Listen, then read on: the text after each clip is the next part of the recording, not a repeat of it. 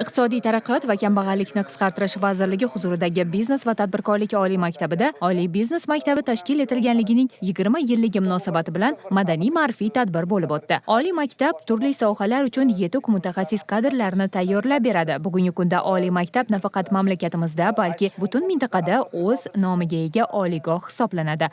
Maktabning 20 yilligi munosabati bilan tashkil etilgan tadbirni oliy maktab direktori ochib berdi. Tadbir davomida mazkur dargohni turli yillarda tamomlagan tinglovchilar ham so'zga chiqib, ta'lim dargohida olgan bilim va ko'nikmalarini ish faoliyatlarida qo'llab kelayotganliklari haqida aytib berishdi. Oliy biznes maktabi tinglovchilar safiga ishlab chiqarish uyushmalari, konsernlar, korporatsiyalar, kompaniyalar, xolding kompaniyalari va boshqa xo'jalik birlashmalari, yirik sanoat korxonalarida rahbarlik boshqaruv lavozimlariga tayinlash uchun zaxiradagi istiqbolli mutaxassislardan tanlov asosida olinib, biznesni boshqarish bo'yicha magistrlar tayyorlash vazifasi qo'yilgan edi. Bu vazifa yillar davomida muvaffaqiyatli bajarilmoqda. Biz mana shu tadbir orqali bugungi kunda Oliy biznes maktabini 1264 dan ortiq magistr bitirgan bo'lsa, shu magistrlarning monitoringini yuritishdan iborat.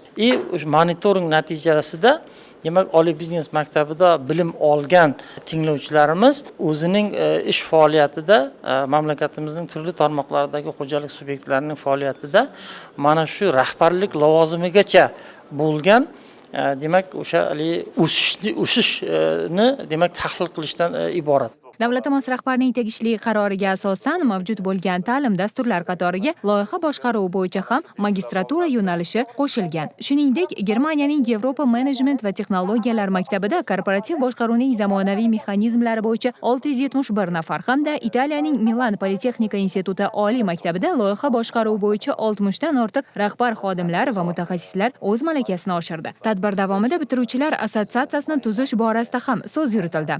Markazni shu faoliyatida strategiyasi, taktikasi, uning kelgusi missiyasi bilan bajaradigan barcha vazifalari belgilab berilgan. Lekin o'sha biznes boshqaruvda yana bitta alohida bir o'ringa ahamiyat berilish kerak, bu qadriyat. Values deyiladi bu ingliz tilida. O'sha qadriyatni tamal toshiga bugun qo'yilayotgan ekan.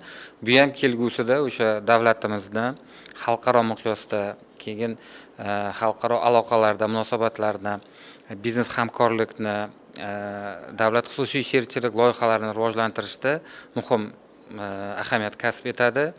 O'tgan yillar davomida Oliy biznes maktabining bitiruvchilari O'zbekiston Respublikasi bosh vazirining o'rinbosari, vazirlar, vazir o'rinbosarlari, tijorat banklari boshqaruv raislari, viloyatlar hokimlarining o'rinbosarlari va boshqa turli tarmoqlarda rahbarlik lavozimlarida samarali faoliyat ko'rsatmoqda. Bir so'z bilan aytganda, o'tgan davr mobaynida oliy maktab yuksak salohiyatli ziyo maskani sifatida iqtisodiyotning turli sohalariga yuqori malakali kadrlar tayyorlaydigan, fanning ustuvor yo'nalishlari bo'yicha keng tarmoqli fundamental va amaliy ilmiy tadqiqot ishlari olib borayotgan yetakchi o'quv yurtlaridan biri sifatida mamlakatimiz ilm fani, vatanimiz taraqqiyoti va istiqboliga munosib hissa qo'shib kelmoqda.